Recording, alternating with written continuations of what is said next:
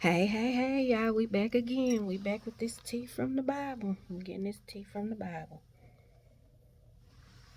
So we're going to talk about Abraham and Sarah and Lot.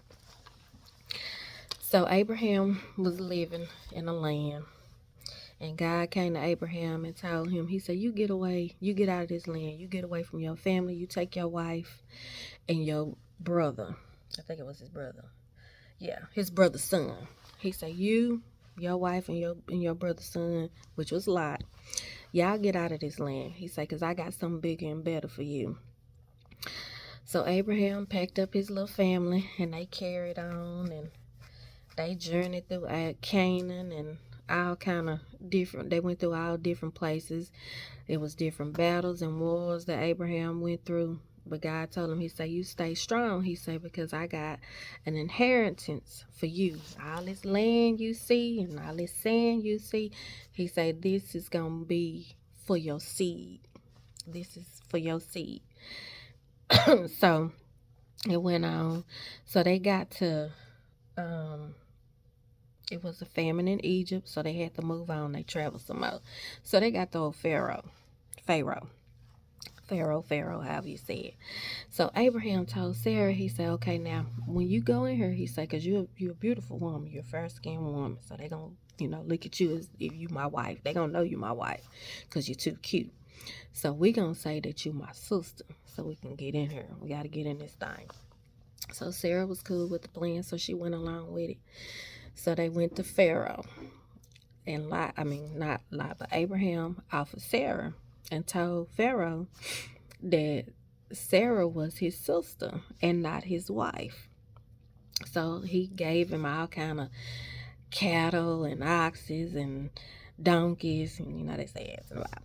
Anyway, he gave him all that gold and silver, and then God hit Pharaoh with a plague, hit his little kingdom, his little land with a plague. And so he told Abraham, he said, man, why you ain't tell me this your wife? Why you come at me talking about this your sister? Now you done cursed my land and got us all messed up over here. He said, you take your wife and everything that you got and get up out of here. We can take all that with you. We don't want none of it. You ain't got to give nothing back. Take it all with you. So Abraham took Sarah, moved on. So God spoke to him again. He had him move somewhere else. He moved on somewhere else. Now where he moved to, he's been building an altar. He building an altar unto God. So God said, okay. He returned to Egypt. So him and Lot decided to go their separate ways because Lot had his own servants and cattlemen. Abraham had his own. So they went their separate ways. They separated. So God kept telling Abraham, he said, I'm going to bless your seed. He said, all this land, he said, this is yours. It belongs to you and your seed. So Abraham was like, well, Lord, when am I have my own seed, He was telling him what he had was not meant for Lot. It was meant for his own children. So he like, Lord, when am I have a child, I don't have no kids. So this was Sarah gonna do. This where she messed up at. So she went to Abraham and said, well, since I can't get pregnant, then you can sleep with my maid and you can get her pregnant.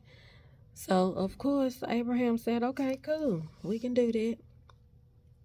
So, Abraham ended up sleeping with Sarah's maid. Well, Sarah got a little jealous. But this was your idea, Miss Ma'am. So she got jealous. She treating the maid out mean. So the maid ran out. She said, forget this, F this. I ain't got time for this. So she ran off. She went on by her way, by her business. And an angel came to her and say, you go back. Don't run, go back. For your seed is blessed. Go on back and just take what you can, but your seed gonna be blessed. So she went on back. She had a son, named him Ishmael. Now this is the thing. Before Abraham was Abraham, his name was Abram. So after he had Ishmael, let me make sure I got it right, y'all. So after he had Ishmael, and Hagar was the name of the maid that he slept with, and she ended up getting pregnant. So anyway, after he had Ishmael, and these people in the Bible lived to be old, baby, having babies. Abraham was 99 years old. So she returned, she had the baby. And Abraham went to God again. And he said, wait a minute, y'all. Okay. So anyway, so he made another covenant with God after he had Ishmael. So after he made this covenant with God, that's when God changed his name to Abraham. And he said, I will make you king of kings, and all your seeds will be blessed. You know, he laid it on him. He gave it all to him. He was father, and that's how he known his father Abraham. And he said, I'm going to even forgive your wife, and I'm going to change her name. Her name was, I think it's like Sarah. So he changed it to Sarah. So he changed her name back to Sarah.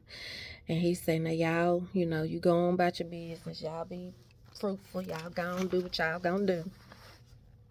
So one of the things that he did to seal the covenant was he told Abraham that your seed and everybody that was born in your house or paid for all had to get circumcised. Them being circumcised was a part of them showing that they were part of the covenant. So that's how circumcision came about in the Bible.